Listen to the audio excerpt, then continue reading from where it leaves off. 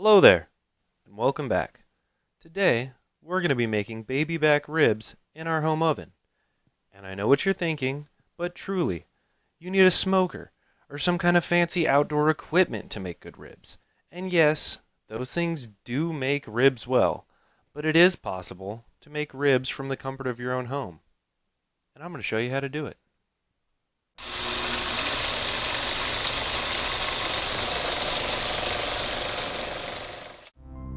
And for your convenience, here's the ingredients.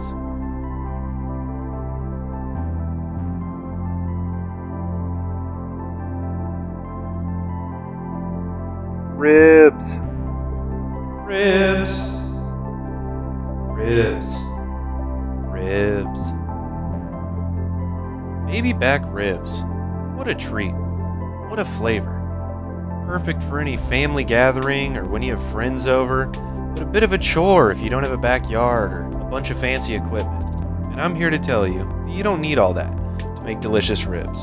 You can do it from the comfort of your own kitchen.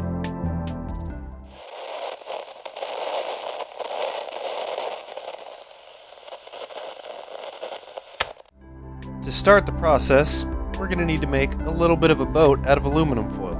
Consider it arts and crafts time. I know my ribs are about this big, so I'm going to stretch the aluminum foil just a little bit farther. Go ahead and put down one sheet,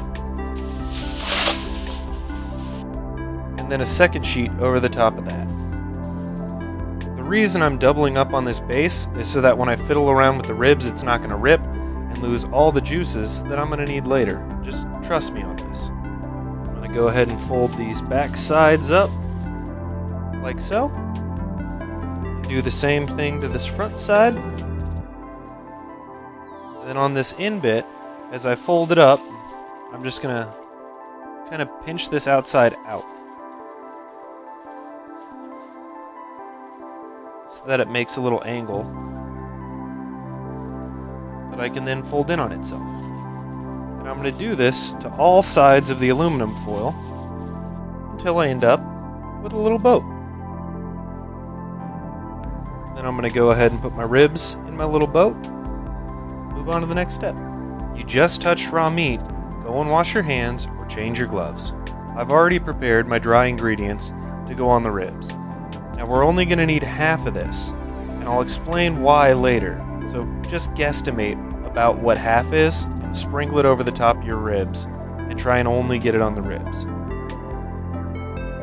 What we're doing here is dry brining our ribs. Trying to get some of this salt and flavor into my ribs before I actually start cooking them. There's two ways that you can brine any kind of meat. There's a wet brine, which is basically just salt water, and a dry brine where it's heavy salt and then other flavors that you put on top of your meat, both of which you have to keep in the fridge for some amount of time to help that salt incorporate into the meat and give it tasty flavors.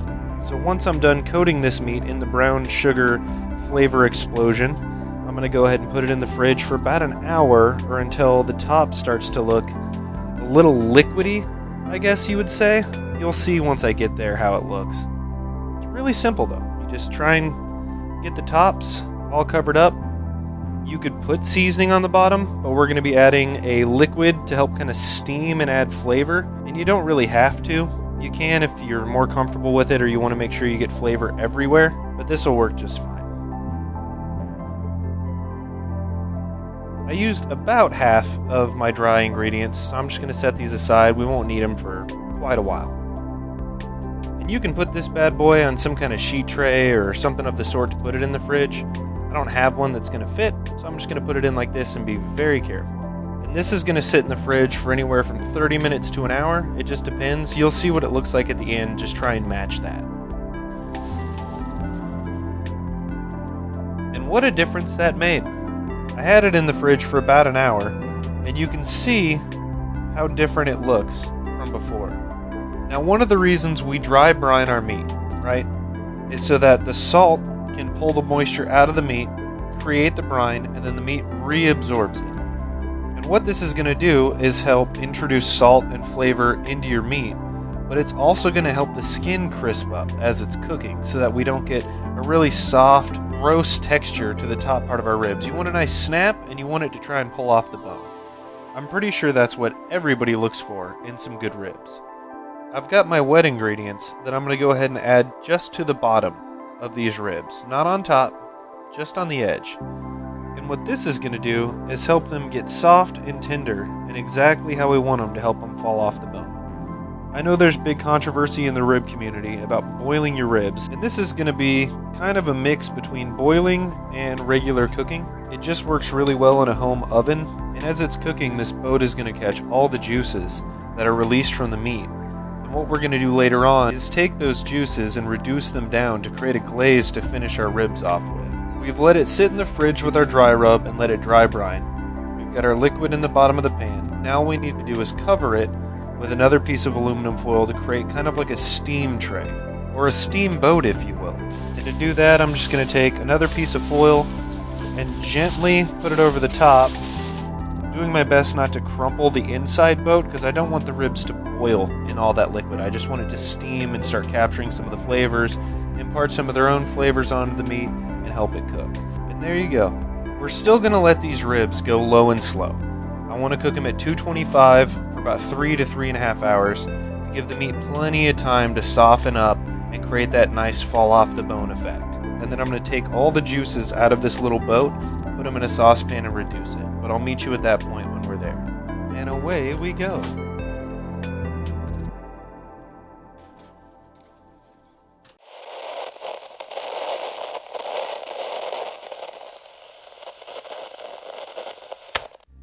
And we're back. It's been about 3 hours. I'm getting ready to pull the ribs out, and I'm going to put the juices into a cooking vessel. My cooking vessel of choice for this is a large saucepan. I'm going to be doing this fairly quickly. I'm going to take the ribs out, pull the foil off the top, dump the juices into my saucepan, and then bring that up to a medium-high heat and let it start simmering so that it can reduce down into a glaze, and I'm going to use that to brush the tops of the ribs. Once you've uncovered the ribs and you've got your juices in the saucepan, go ahead and put them back in the oven at 225 just as they were uncovered until the sauce is reduced. Big reveal. I know they don't look good right now.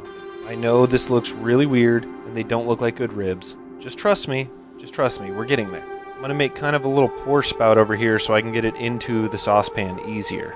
And then very, very carefully dump all those juices into your saucepan. You don't have to get all of them, just the bulk of it. And all that seasoning you saved earlier is going into this, so just go ahead and dump it right in.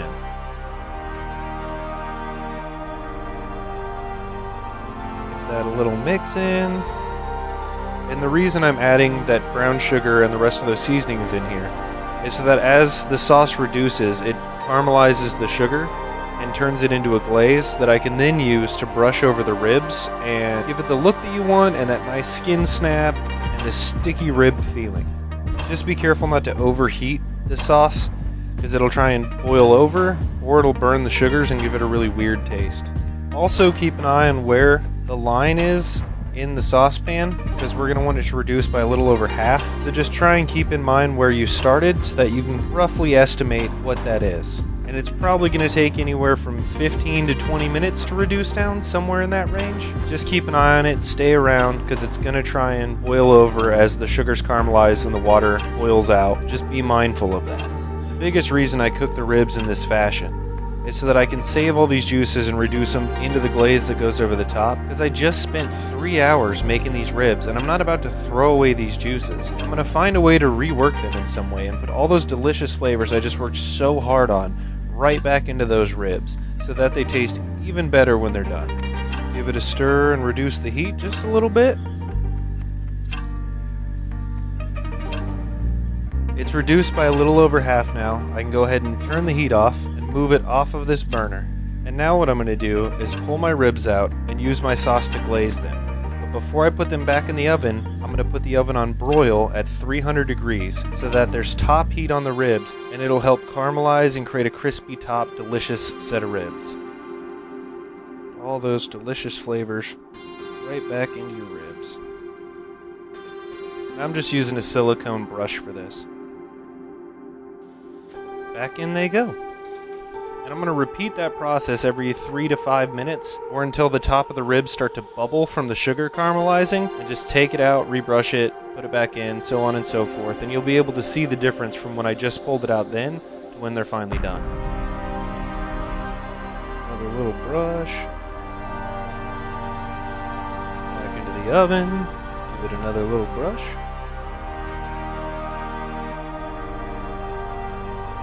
And one last coat.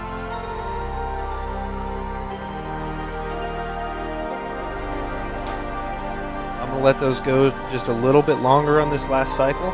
I'll see you back at the cutting board. Transfer this over with some tongs to some aluminum foil. And as quickly as I can, I'm going to wrap this meat in aluminum foil and let it rest for about 10 to 15 minutes. Let all those juices end up back inside the meat. Alright, they've rested about 10 minutes. Let's see how they did. They're cooled down just enough I should be able to cut them.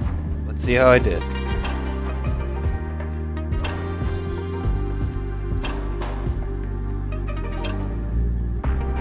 Pretty darn good, I think, for some apartment oven ribs. And if you're really feeling spicy, you can take some of that leftover glaze and put it over the top so you get all those flavors over the entire rib. As I like to say, if it's bad for the heart, it's good for the soul. See you in the next one.